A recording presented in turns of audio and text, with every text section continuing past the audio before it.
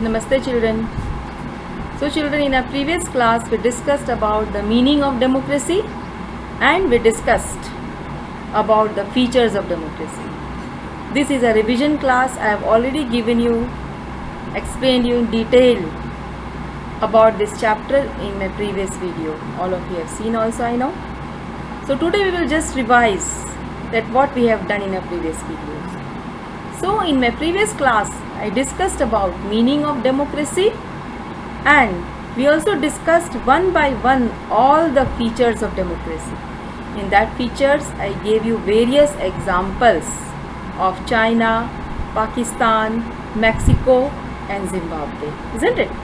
I hope all of you have understood and you have done your homework also, whatever I have given you, isn't it?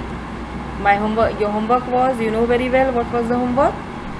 In homework I gave you to define democracy and discuss its features. So in this video we'll just continue with the chapter and we will discuss arguments for democracy and against democracy. First we will start with arguments against democracy, that means demerits of democracy. The first point which is against democracy is leaders keep changing, which leads to instability. Very simple. This you would have seen before in Congress government, before our Prime Minister Narendra Modi, whichever governments were there in past, after Mr. Rajiv Gandhi and between Manmohan Singh, mostly it was seen that the coalition government was there, and in coalition government single party did not get majority, and every now and then what happened? Different ministers change. Inter-exchange of ministers was done. One minister did not continue for a long period of time, and this led to instability.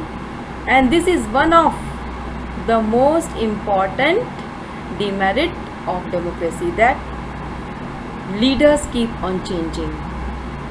For some years there will be one railway minister, after that railway minister will be changed, finance minister will change. If government will fall, then again a set of new ministers will come, and this thing only happens in democratic form of government, that leaders keep on changing. So this is one argument against democracy. Second, it is all about political competition, power play, there is no scope of morality. So all these things you are seeing in the news channels also. You see that elections are going to come in our state, in Bihar. Government of Bihar, the political leaders, they are not worried about the horrible situation faced by a state due to COVID-19, due to this disease, but instead of that they are worried about elections, isn't it?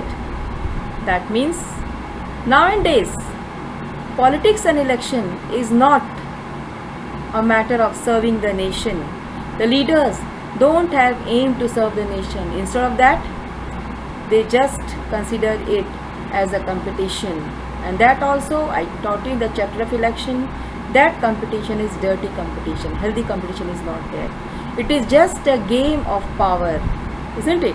And nobody is worried about the people, that what people should do and how development will take place, isn't it? So it is all about political competition, power play, there is no scope for morality.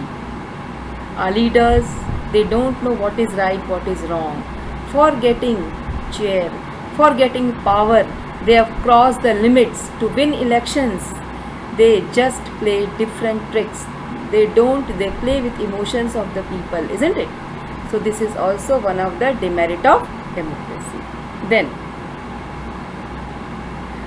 many people have to be consulted, which leads to delay in decision making, isn't it? In democracy, decisions are always pending.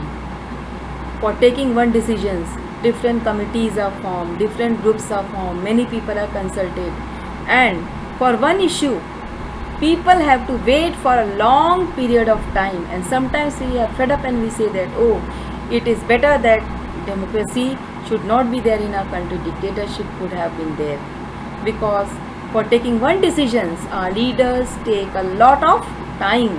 Delay in decision making is done, and due to this, people lose their patience, isn't it? So in democracy, always decisions are taken with long period of time. They take a long time. So delay in decision making. This is also one of the demerit of democracy, isn't it? So this some of the demerits we have discussed. Then elected leaders do not know the best interest of the people. They don't know the need of the people. So this is also very important demerit. Elected leaders don't know the best interest of the people. That means elected leaders, take for example, you can take example of some of the leaders.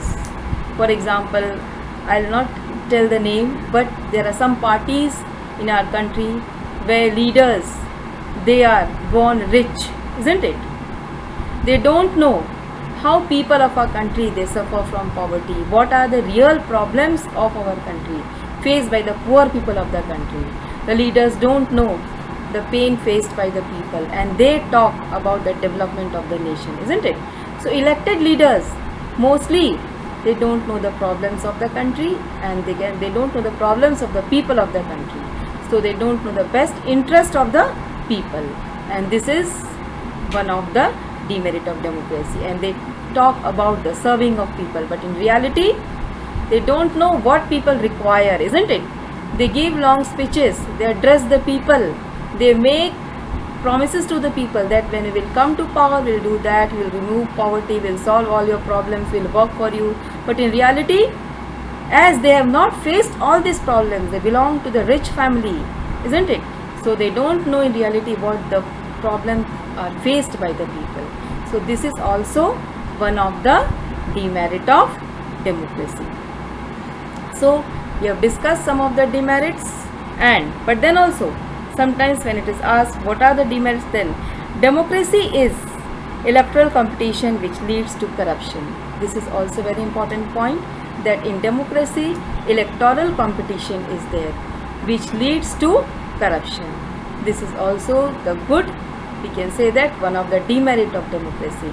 That means mostly you see at the time of elections, as I have explained you by giving example of in Zimbabwe PRI party, which type of tricks were practiced. The same thing is happening in our country also.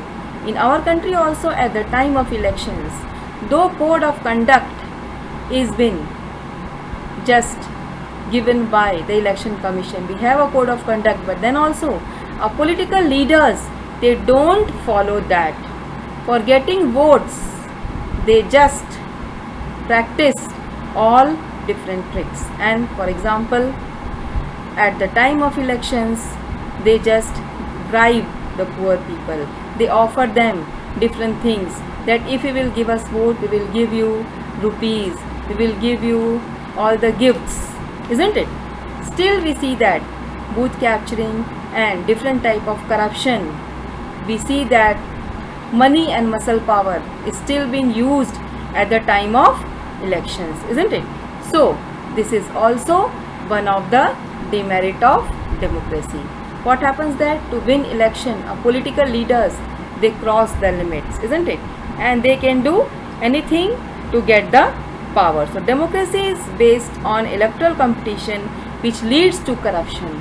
So our leaders, they just involve in corruption to win the election, because by hook or crook they want chair, they want power, and they only want power. They don't want to do anything for the nation, they don't want to serve the nation.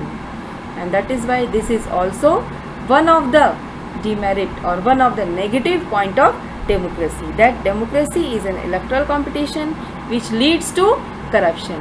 Political parties, they cross all the limits to win election, and these things only happen in democracy, because you see that in democracy one party never contests election, different parties they contest election, and now the competition is to win the election and then form the government. Nobody is competing that when we will come to power, we will serve the nation, we will make policies for the nation, we will develop the nation. Just once they come in power, They only think about how they will exist for 5 years and how they will fill their own pockets. So all these things happens only in democracy. Then the last demerit is ordinary people do not know what is good for them. It leads to bad decision. So children, this demerit is linked with one of the feature of democracy that we have discussed in a previous video, and that feature was universal adult franchise. In our country, voting rights are being given to everyone irrespective of caste, creed, color and sex. Then you see that in our country, illiterate people also, they are not politically aware that to whom they are giving the vote, isn't it? They are just going and giving the vote because somebody has told them that give vote this to this party, to this candidate, and in reality they don't know who is good for them and who is bad for them. They are not politically literate, isn't it? Because in our country 100% literacy is not there. Only literate people, only political aware people can know that who is the right candidate for us. We will get which candidate will work for the development of the nation, which candidate, which party is really meant for the development of the country, isn't it? Because in our country, as universal adult franchise is there, either person is literate or illiterate, the criteria is only 18 years, isn't it?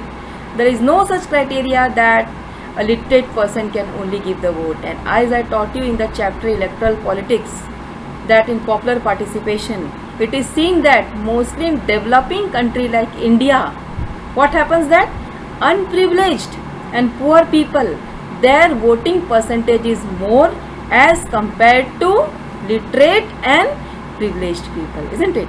And just imagine in a country where illiterate people will give more votes, just imagine they will not know which candidate is good for them. They will just give vote on the basis of money. The political party which has given them money, which have bribed them, they will give vote to them also. So this is also one of the demerit of democracy. In democracy, universal adult franchise should be there, but along with that, the illiterate people, they should be politically educated. They should be given political education. They should be made aware. We should make them aware that you should give vote to this party and this candidate. Then only real elections will take place in our country. So in democracy, ordinary citizens, they don't know who is good for them, what is right for them. So this is also one of the point against democracy, that people are not politically literate. So children, today we have discussed about some of the demerits or negative points of democracy.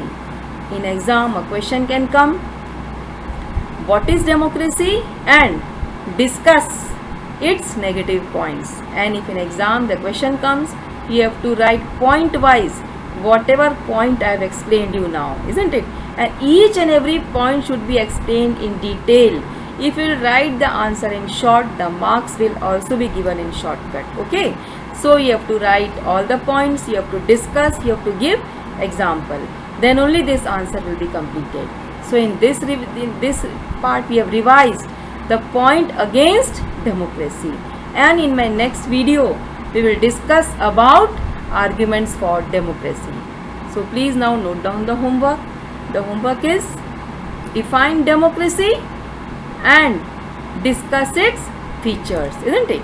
In this you have to see, you have to write all the 6 or 7 features. This type of question can also come, and a separate question can also come from every demerit. Suppose it can come that one vote, 1% value that I explained you, then it can come for democracy leads to corruption, then in democracy stability is not there, justify this statement. So if separately a demerit will come, then the question will come for 3 marks, and if the full question will come, it will come for 5 marks. So we have completed this part now. We'll continue in the next video with arguments for democracy. Thank you children.